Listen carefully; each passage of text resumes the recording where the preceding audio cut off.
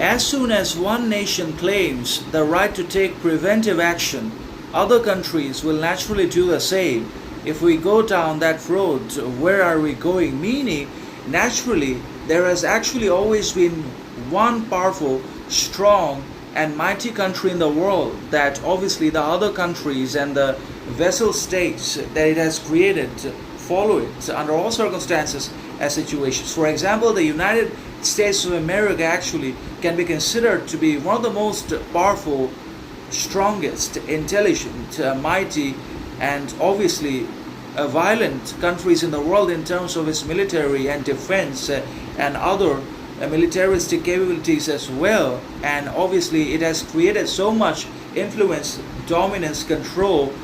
in the world, particularly in its own land and in the Western Hemisphere, particularly in Europe, that all those European countries and states have become its satellites and vessel states. And obviously Europe has no standing backbone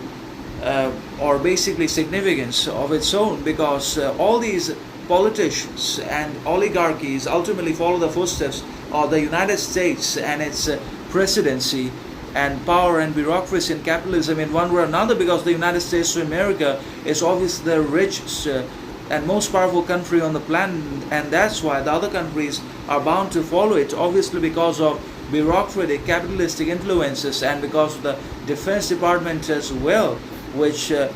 basically exports vast quantities of weapons and ammunition to those European states and allies. So when one nation in the world basically claims itself as having the right to take preventive action or basically resistive measures against another very powerful and mighty country such as Russia, then other countries also do the same kind of action and policy. They also follow the same preventive policy and the policy of basically either systematically destroying or annihilating the opposition or the persistent country. In this example, the countries of Russia, China, North Korea, Iran, etc. But if we go down that road, then where are we going? Because all countries need to have their own independent foreign policy and free thinking and personal liberty for all of its people. And the government must also be liberal and free and independent in its decision making and choices and other kinds of policies as well, without getting influenced by the other